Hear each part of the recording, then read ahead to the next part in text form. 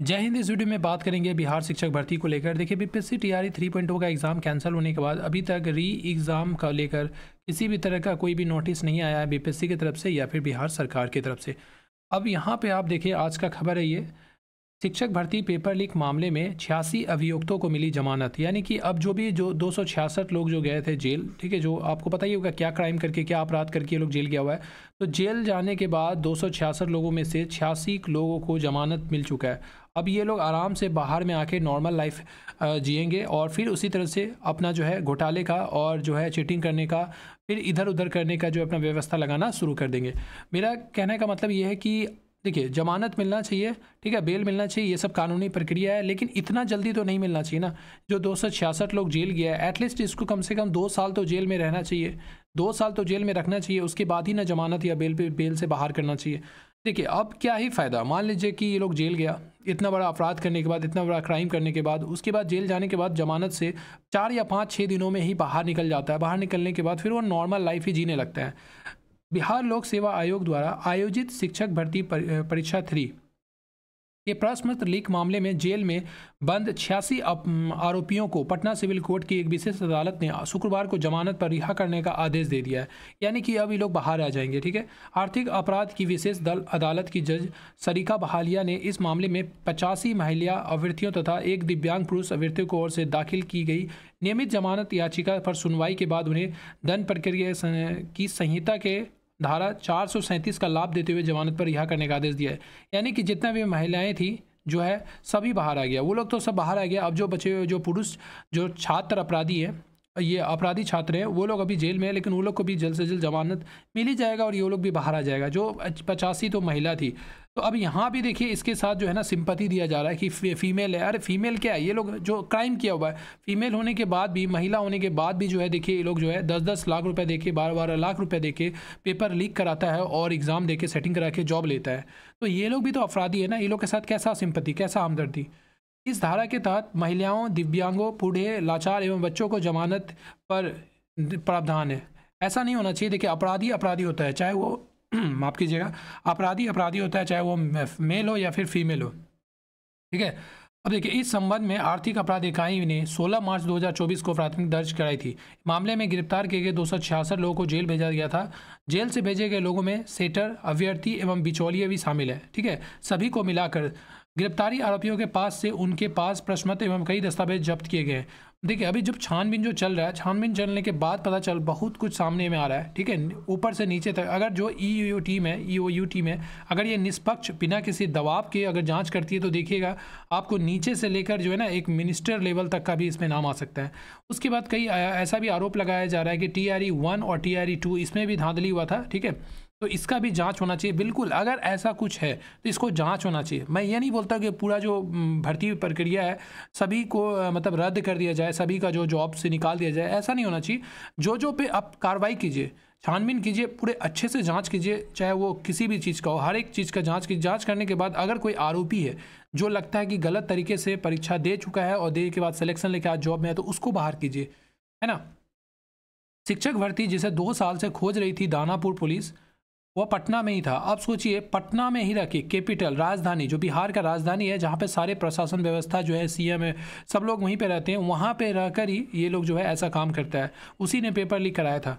आपको पता होगा विशाल कुमार, जिसका नाम सामने आ रहा है, उससे जब पूछा गया तो वो बोलता है अभी तक मुझे याद भी नहीं है कि कितना पेपर लीक कराया है। और ऐसे लोग बहुत ही आसानी से ये सब कर रहे हैं और जो है बाहर आराम से घूम रहे हैं।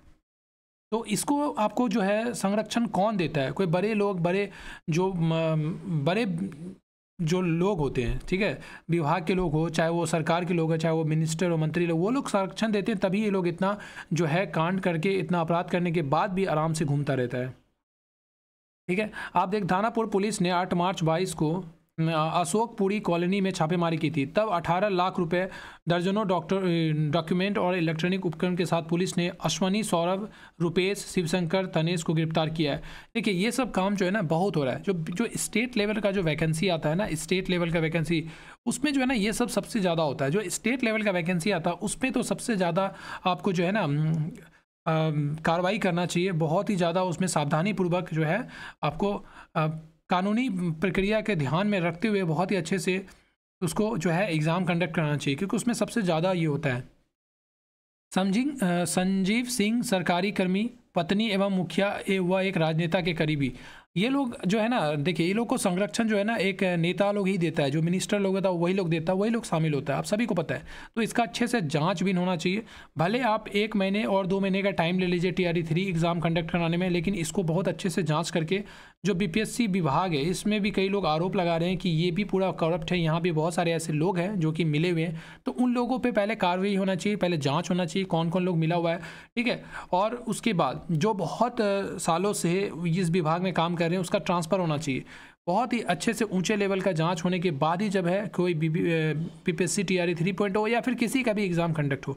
आपको पता होगा अभी TRE 4 भी आने वाला है। TRE 3 में देखिए, अगर ये लोग 10-10 हज़ार भी सीट बेच देता है तो सोचिए कितना ये लोग जो है गरीब छात्रों के साथ अन्याय कर रहा है। एक गरीब छात्र, एक मेधावी छात्र जो होता है वो दिन रात एक करके मेहनत करता है, ये सोच के कि चलो ठीक है अपने दम पे, अपने मेहनत के दम पे सिलेक्शन लेंगे, और बाद में पता चलता है कि पेपर लीक हो चुका है और जो है 10-10 लाख 20-20 लाख रुपए देकर जो है यहाँ पे सिलेक्शन दिया जा रहा है। अगर ऐसा ही है, अगर सरकार जो है निष्पक्ष और जो है एक सही जेन्युइन तरीके से एग्ज़ाम कंडक्ट नहीं करा सकती है तो उसको स्वीकारे। यहाँ पे सरकार थी, कुछ दिन पहले उत्तर प्रदेश में भी गलती हुआ है, सरकार से ये सवाल क्यों नहीं करता है? परीक्षाओं पे चर्चा होता है तो पेपर लीक पे चर्चा कौन करेगा? अगर आपका कोई भी आप अच्छा काम करते हैं तो खुद को क्रेडिट देते हैं, तो ख़राब काम में भी आपको क्रेडिट लेना होगा और देना होगा। जनता को भी आप सवाल पूछना होगा। देखिए, एक सही लोकतंत्र, एक देश तभी आपको विकसित या डेवलप्ड होगा जब वहाँ का जो लोकतंत्र है ना, जो वहाँ पे लोग सवाल करेंगे सरकार से, विपक्ष मजबूत होगा। लेकिन यहाँ पे क्या आप सभी को पता है, जो लोग आवाज़ उठाता है उसको या तो देशद्रोही बोल दिया जाता है या फिर किसी न किसी कारणवश से उसका आवाज़ को दबा दिया जाता है। कुछ दिन पहले आपको पता होगा रेलवे में जब वैकेंसी आया, ALP में बहुत ही कम वैकेंसी दिया गया, नाम मात्र का, उसके लिए अगर कुछ शिक्षकों ने आवाज़ उठाया तो उसकी आवाज़ को कैसे दबाया गया, आप सभी को पता है, हम सभी को पता है। तो आपको, हमको, सभी छात्रों को ही मिलकर आगे आना होगा, आवाज़ उठाना होगा, अपने हक के लिए लड़ाई लड़ना होगा। सही से एग्ज़ाम कंडक्ट होना ज़रूरी है। किसी भी तरह का गलत हो, धांधली हो, पेपर लीक हो तो इसको कार्रवाई, सजा दे। अब क्या ही फ़ायदा जो आपको 4 से 5 दिनों में जमानत पे बाहर निकल जाता है, ये सब जो अपराधी सब है, तो ये लोग को तो फिर आपको किस बात का डर है? जानता है ये लोग कि चलो पकड़ा भी जाएंगे तो कुछ दिनों में जमानत से बाहर आ जाएंगे, फिर केस धीरे धीरे रफा दफा हो जाएगा और फिर ये लोग देखिए नॉर्मल जीवन यापन करने लगेंगे। लेकिन नुकसान किसका हुआ? उस गरीब के छात्र, उस मेधावी छात्रों का नुकसान हो गया। अभी देखिए जो एग्ज़ाम कैंसिल हुआ, जो लटक गया है, अब पता नहीं ये एग्ज़ाम कंडक्ट कब होगा, इलेक्शन के पहले होगा या इलेक्शन के बाद होगा, या भर्ती रुकेगा या फंसेगा।